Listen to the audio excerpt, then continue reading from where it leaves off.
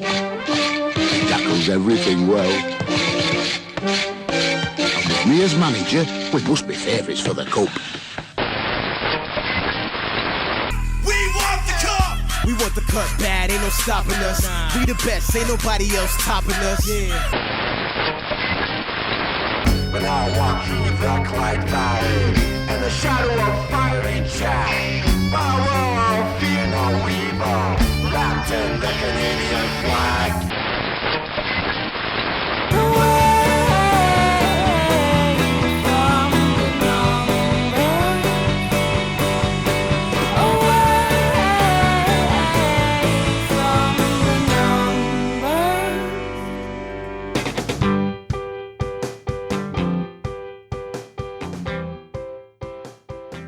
Hello and welcome to episode 64 of There's Still Time, the AFTN podcast. I'm Michael McCall. And I'm Steve Pander. And we're recording this podcast from TFC's training session up at UBC. So you can probably hear the failure in the background. But and the Kiwis and everything like that. Yeah, there's going to be sort of weird noises. And we're going to do a bit of spying as we do this podcast. And we'll keep you posted over the course of the show. So this is going to be a Columbus post-game and a TFC pre-game podcast. So let's kick things off with a fantastic away win. Whitecaps' first away win of the season in MLS. 1-0 win at Columbus. What did you make of the game, Steve? Well, first of all, you say 1-0 win. Could have easily been 3 or 4. There were quite a few missed chances, but let's go to the start off with the goal, first of all. It was a fantastic strike by Erik Hurtado, who saw it coming. It was a simple clearance out of the back from David Oustad. He cradled the ball, took a nice touch, cheeky touch, and wired it in, goal of the week candidate. It was fantastic, and that got him at least going into the half on the right foot. It was good for him to finally get that monkey off his back. It's hopefully going to stop people asking him now, when are you going to get your first goal? What did you find most surprising? The Whitecaps won the road, or Erik Hurtado scored? Erik Hurtado scoring. Easily, that was the biggest surprise. I thought somebody like Pedro Morales or Kakuta would have got the goal for them if it was going to be a tight game.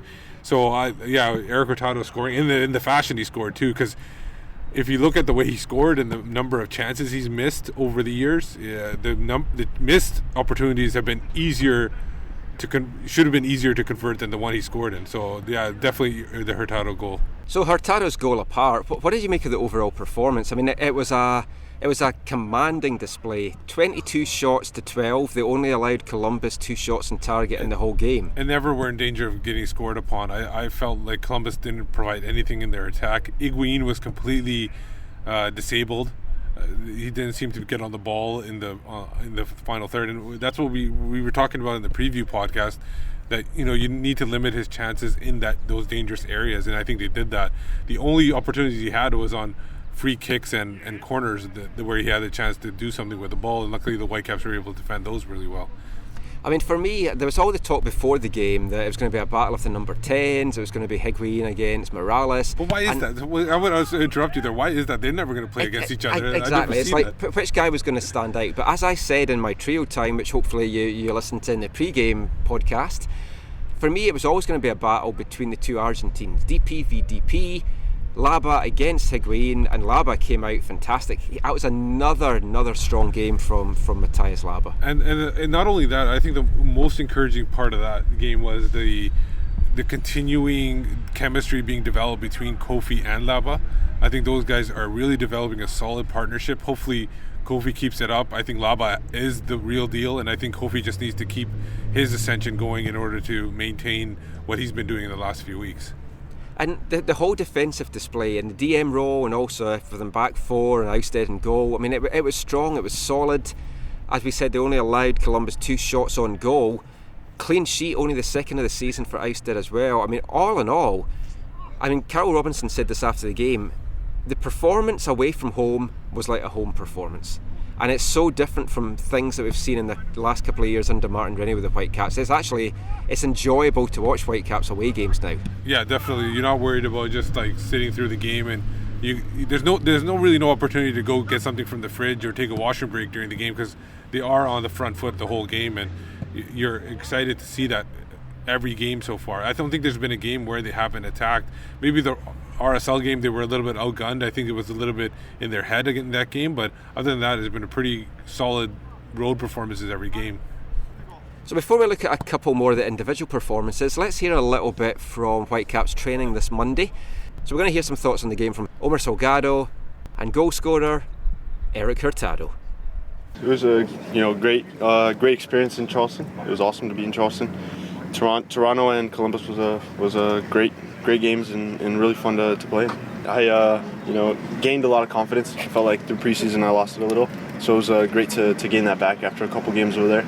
I came in stronger and fitter, so those 5 games really worked out for me. Did you go to bed on Saturday night thinking about the missed chance at the end there, because you looked pretty devastated right when it just by the post? Yeah, I think that today I'm still a little disappointed I missed that, but obviously it happens. Every strike in the world misses chances, so something you just have to get over and hopefully score against Toronto. On the lob, Omar, do you think it was going in as soon as it left your foot? I actually did, yeah. When I chipped it, I saw it go in, and it kind of, when it bounced, it curved out, so it was really disappointing. And then what about the headed clearance? Carl made reference to how important that was. That must have felt good to get the head on the clearance at the end. Yeah, for sure. This is about the team. 1-0, 2-0 is the same thing. So, we were lucky that I got that header. I barely touched it. So, it was a good defensive play. I'm maturing as a player. I matured over my rookie season last year a lot, and just having Robo having faith in me, has been great. And like he said, he's going to give players opportunities if they deserve it. And I've been working really hard on the field, and I got my chance, and I took it. What did you learn from the 2 performances out east in your play? I got a lot of help from Andy and Jay about holding up the ball. I think I did a lot better in Columbus. They told me how to position myself before I got the ball, moving around the center back so I had more space when I got the ball. I think it showed in Columbus that I did a little bit better holding up the ball. So as we said, first away win of the season for the Whitecaps, first goal for Erik Hurtado, a great defensive display. But I don't want to be a Debbie Downer, but there are a couple of things that concern me about the game. The biggest one of them being the inability to take the chances. I mean, Erik Hurtado got that 1 goal. He had 4 other chances. Omar Salgado had a chance that he should have buried as well. We're lucky that Columbus were playing as a team that just couldn't get any offence going. It worries me going forward that if we don't take these chances, we're going to be really punished in the game. The one miss that concerned me the most was Erik Hurtado's. He was cutting across the goalkeeper in around, I think it was the 60th, 70th minute, and he, instead of taking the ball around the keeper, trusting his speed, he took a one-time shot, and that went completely off target. I think that was the big miss. I think Salgado's goal, that was something that everybody looked like it was going in, but took a funny bounce on the way to the net and swerved just wide. But the thing with me for Salgado, and we saw it on Wednesday night as well in the Voyagers Cup game, he wants that goal. Yeah. He's so hungry to get that goal. He wants to show Carl Robinson that he deserves to be part of this MLS team. And I think he's trying too hard, and he's going for the shot, and he could have had the pass to Kikuta. Kikuta maybe wasn't far enough up. Yeah. And like Carl alluded to that after the game, he basically said that Kikuta would have had a shot as well. But the thing is, at some point, you have to speak to him and say, you're taking shots at the detriment to the team. Don't always go for the shot. Look to see if the better option's on first. Yeah. And I think that's what comes with young guys. You've got that rashness. And that was the basis of my article on MLS Soccer today. And it's going to happen. And Carl knows it's going to happen with young guys. So he just needs to work in that and get a little bit more level-headedness to them, I feel. Totally agree with that. And it's about taking the chances when you have them, like you said, and knowing when to pass him off. I personally don't even think he might not even have seen. He might have had tunnel vision there, and I don't think he even saw Kikuta coming up on the right side. He might have just seen the net and the goalie, and that's about it. I think the choice was, do you go around the keeper and try to get into the empty net, or do you chip it? He made the choice to chip it. I believe he scored goals like that in reserve, and I think he's capable of scoring that. So I think that's why he had trust in himself. So I think that's enough looking back on the Columbus game. Let's turn our attention ahead to Wednesday's very important semi-final second leg in the Canadian Championship. So before we talk about that game, let's hear a little bit of audio from Carl Robinson, Captain Jay Demerit and Russell Tiber ahead of that game.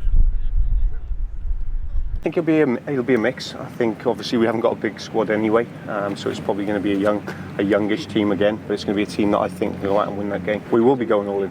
Yeah, we will be. We need to win the game. Obviously, we're 1 goal behind. Toronto are probably still favourites for the tie, as they've said. But we'll have a go and we'll see. Marco's going to play. Marco will play again on Wednesday. It'll be a great opportunity for him as well to get a second game under his belt. He was super excited after the first game and he done very well, and it's part of his learning curve as well, so he'll play again.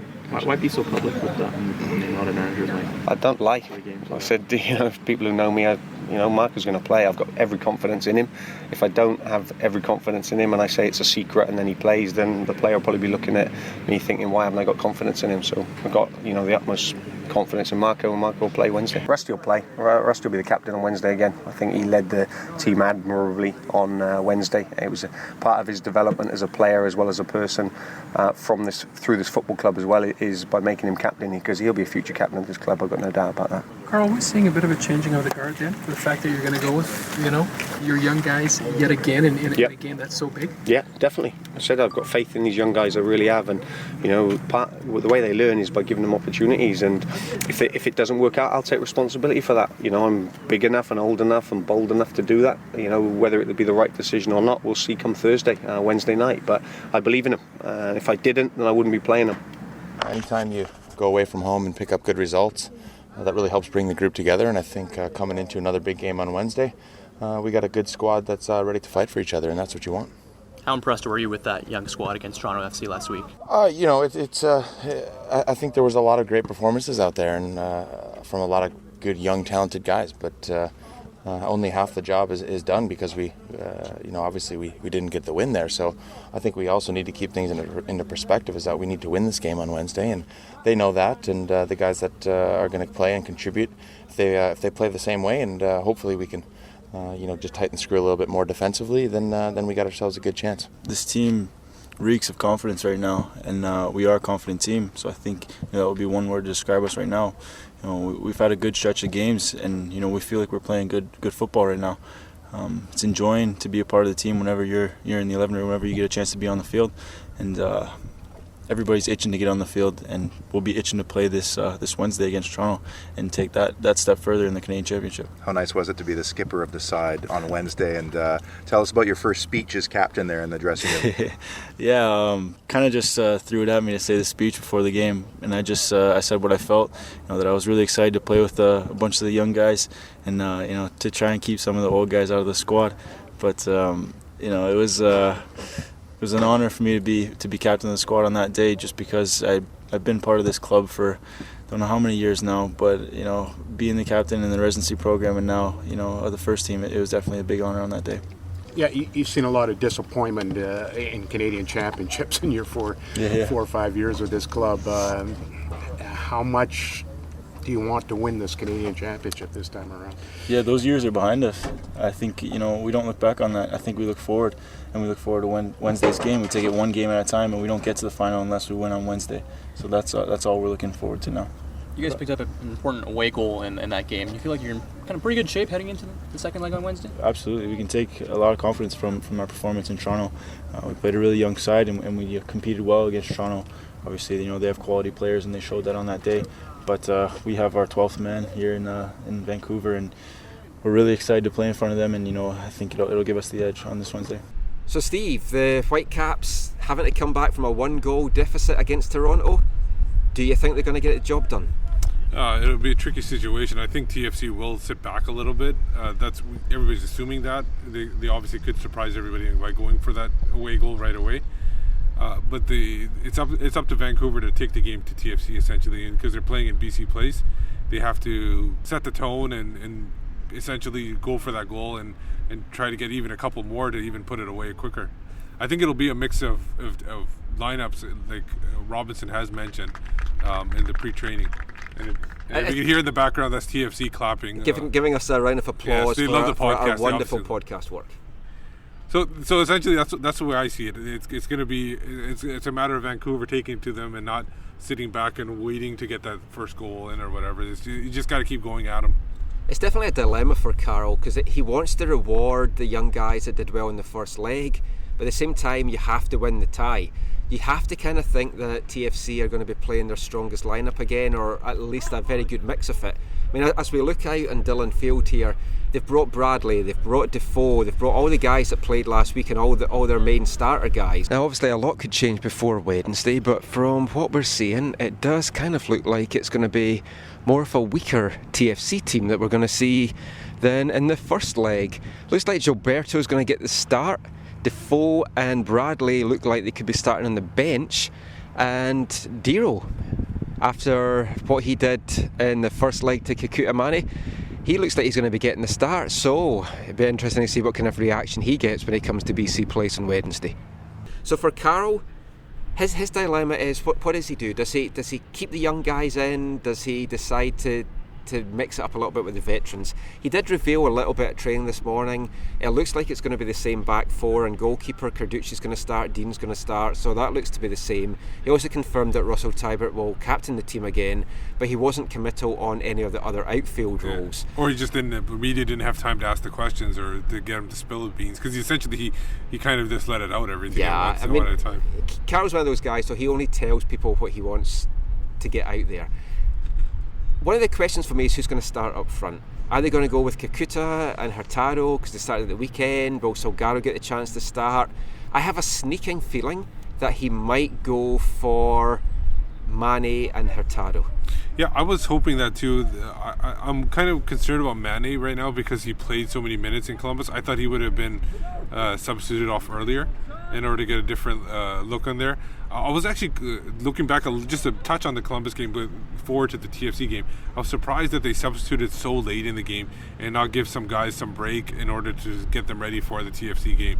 Because I think at that point, 1 goal, 1 win, nothing, or 2 win, nothing, it wasn't going to make that much of a difference. So I think that was a surprising thing for me. It's not like Carroll to make the late substitutions. I have a gut feeling that we're going to see Mane for the first hour and we're going to see Salgado for the last half hour, maybe extra time if it hopefully doesn't go to that and the Whitecaps don't need it. I just feel that Carroll's going to want to try and get that early goal. He's made a lot of in the last couple of weeks the importance of getting that early goal, and I think that's going to be the focus on the game. It's an important game for a number of players. I have big concerns about the fullbacks. To me, Nigel Reo-Coker is not a right back. Dean, he struggles at left back. I mean, he's great. I think he's a fantastic centre back, and he's going to be the Whitecaps' future at centre back. He hasn't played a lot of top quality opposition in the left back role, and I just worry that Toronto are going to really just go up both flanks, and they're going to have seen last week the problems that they caused by doing that. And Reo-Coker was out of position so much in last week's game that I just think that's the weak link to attack up that side of the pitch. And it's not only that, he just doesn't have the chemistry to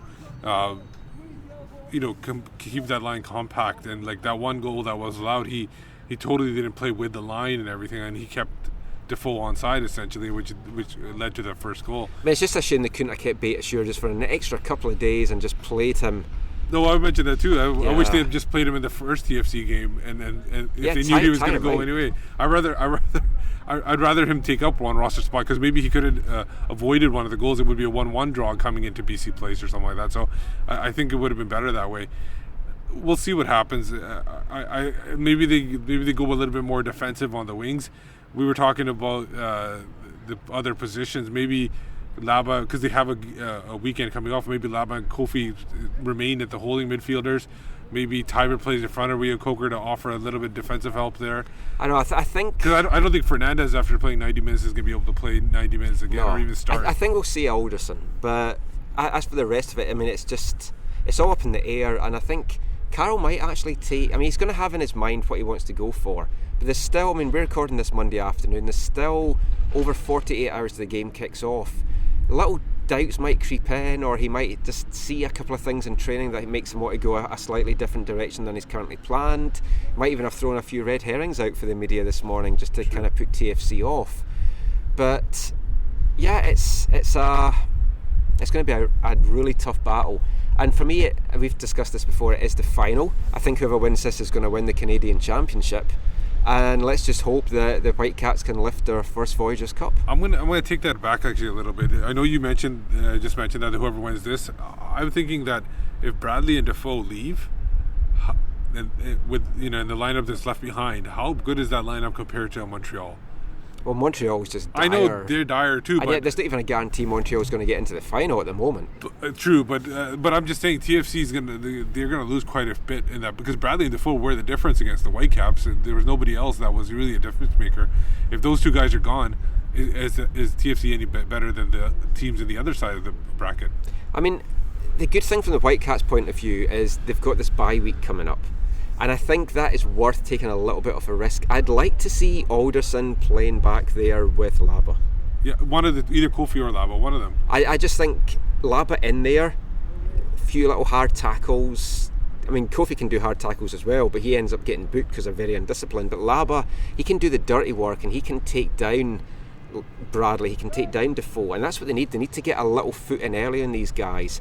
And that's my concern with playing the young guys, that they're not going to have just that aggressive edge to put the boot into these big guys. Yeah, and I'd like to even see a guy like Morales in the lineup. I personally would like to have to field a strong lineup. Not that I'm discounting what the young players have. As everybody knows, I have a lot of confidence in them. I just like them not to put those young guys at that big of a pressure point. Obviously, we know Froze and Bustos aren't going to start because they're going to be at the U20 camp. So they're definitely not going to be there. So it's just a matter of getting... It's a shame the timing for those guys. Yeah, and they played this weekend too against Seattle. So it was unlikely that after playing 90 minutes against Seattle, how much were they going to play against DFC anyway? So there's definitely going to be some changes from last week. What's your prediction? What's your gut feeling right now? Gut feeling, I'm thinking a 1-0 win for the Whitecaps. I think it's going to be a 2-2 draw. And I think that's then going to take TFC through. I hope I'm wrong, because as you know, I'm Mr. Pessimist. That's my worrisome. That's my worrisome prediction that it's going to be a draw or something like that. That TFC will pick up something late in the game and be able to even up the score. But it's definitely going to be a good game, and we really look forward to it. And as we say, Toronto have arrived in Vancouver on Monday. They're training at UBC today as we're recording this, so we actually were lucky we got to speak a little bit to Ryan Nelson just ahead of Wednesday's game, and here's what the Toronto head coach had to say. Well, I expect a very tough game against a very good team. It doesn't matter who Vancouver put out. They're a very, very good team. They're really well coached, so it's just a difficult game. So we're really looking forward to it. Were you surprised by the lineup that they dressed last week? Because they're going to go young again against you on Wednesday. No, not at all. We did it last year as well. We went really young. We won the game 2-0. Went really young again, and it backfired on us. But it's for us. It's just depending on where you are in the season. We've got new guys in. We've had injuries. None of our guys, even our starting main guys, have actually properly played continuous 90 minutes.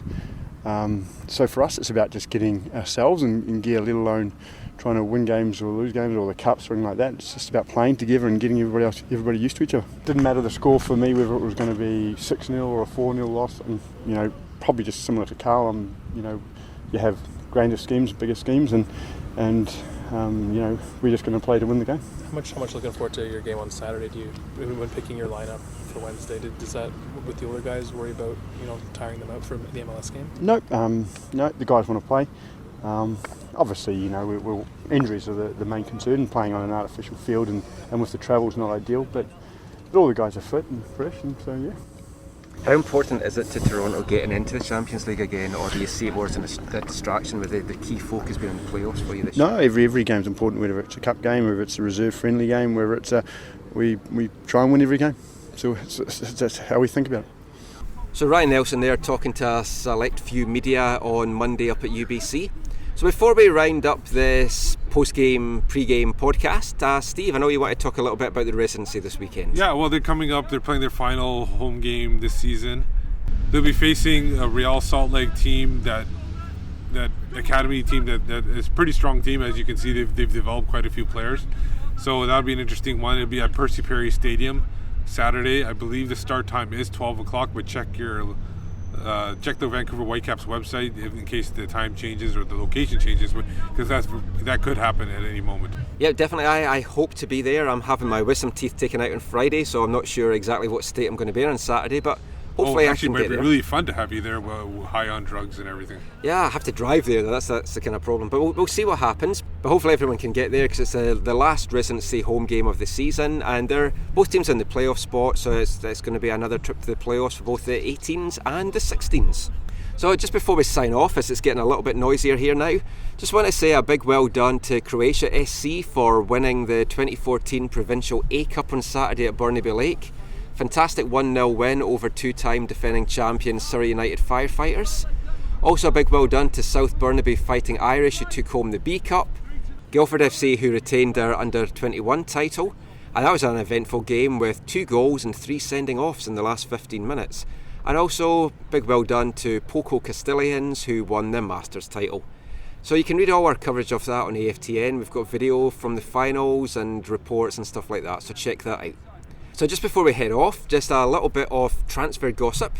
The Whitecaps, we believe, are trying to get a deal done. We're not sure. Today, the 12th, is the last day of the transfer window. Whitecaps are trying to get the job done. It's going to be a South American, Colombian, we believe, centre back who can also play at right back. So we're hoping that can maybe get done before the end of the day, but if not, he's someone that could be joining the Whitecap squad in the summer. Definitely need someone at the right back position anyway to cover for Beitashour, and from what we've been told, he's an exciting young talent and prospect that could be with the Whitecaps for a lot of years to come. So that's all for another episode. So Steve, just let everyone know where they can find you online. You can find me at Whitecaps Beat on Twitter and writing for AFTN. And I'm Michael McCall, and you can find me on Twitter at AFTN Canada. You can read all our stuff on AFTN on Canadian Soccer News, aftn.ca, and you can read my stuff on soccerly.com, and I'm the Whitecaps beat reporter for MLSsoccer.com. So we'll leave you from a noisy Dillon Field, Toronto warming up. Hopefully no little accidents, no slips. I don't think we left enough grease on the pitch maybe for them to have a little accident. But we're looking forward to Wednesday's game against TFC. Hopefully the Whitecaps can get the job done, get through to another Voyagers Cup final, and hopefully this time claim their first ever championship and a place in the CONCACAF Champions League. So until next time, thanks for listening, take care, and mon the Caps! One day I shall come back. Yes, I shall come back. Until then, there must be no regrets, no tears, no anxieties. Just go forward in all your beliefs and prove to me that I am not mistaken in mine.